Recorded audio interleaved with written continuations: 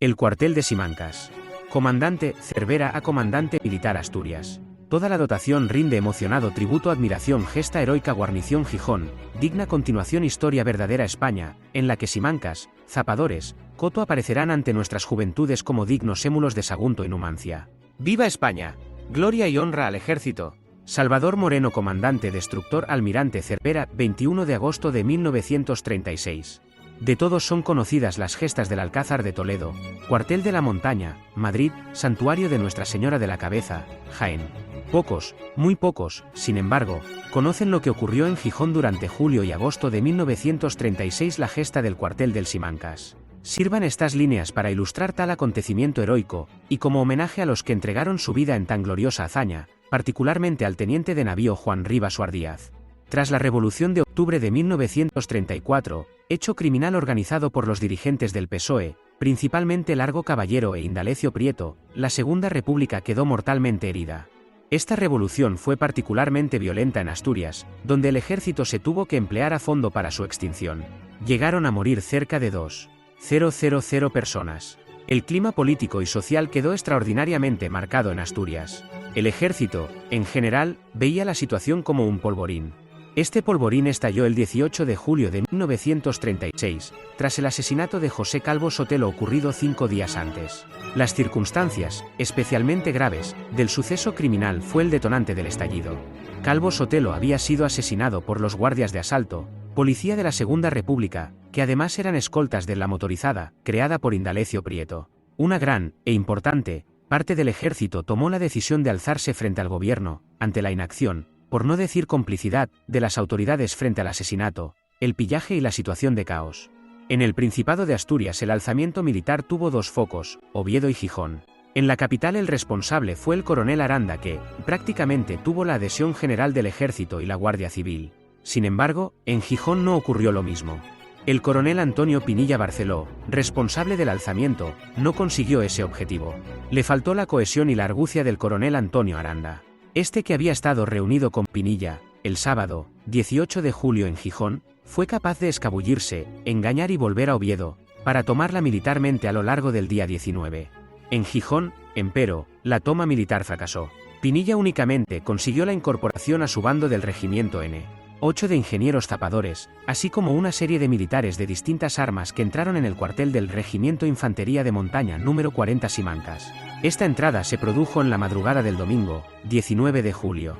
Asimismo, tras el intento frustrado de la ocupación marcial de la ciudad, durante el día 20, varios guardias civiles, participantes en la acción, se refugiaron con el Simancas. El regimiento Simancas era heredero del batallón de cazadores El Distinguido, creado el 1 de septiembre de 1571, como tercio viejo de la Armada del Mar Océano de Infantería Napolitana. Tenía su ubicación en el antiguo Colegio de la Compañía de Jesús, disuelta por la Segunda República, y convertido por un breve periodo en el Instituto Jovellanos.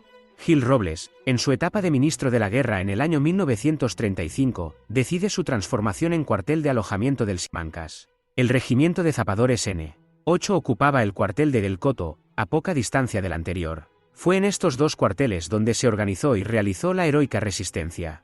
A partir del 20 de julio y hasta el 21 de agosto de 1936, menos de 500 soldados, incluidos jefes y oficiales, sostuvieron una épica defensa de sus cuarteles. Enfrente tuvieron a miles de milicianos, muchos de ellos procedentes de las cuencas mineras, que ya poseían la experiencia de la Revolución de octubre del 34.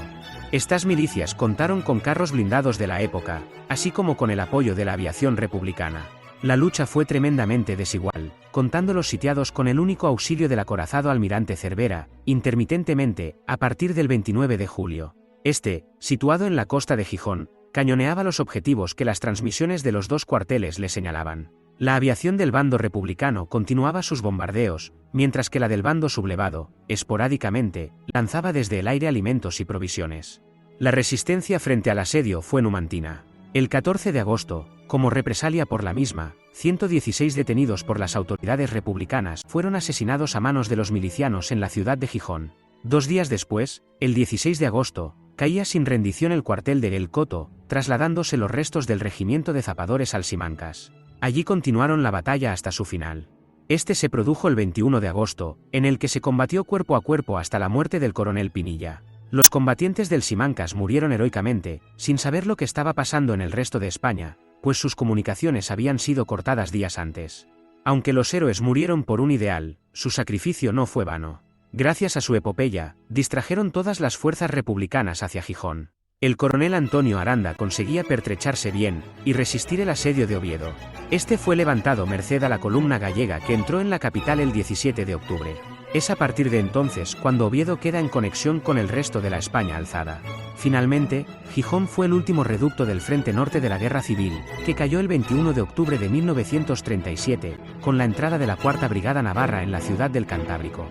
La guerra se decantaba del lado del bando alzado. El que esto escribe defiende la permanencia del monumento a los héroes del Simancas, erigido en la fachada del Colegio de la Inmaculada, Compañía de Jesús, en 1958 y obra del arquitecto Luis Moya y el escultor Manuel Álvarez Laviada. ¿Será respetado el recuerdo de los héroes? Francisco Iglesias.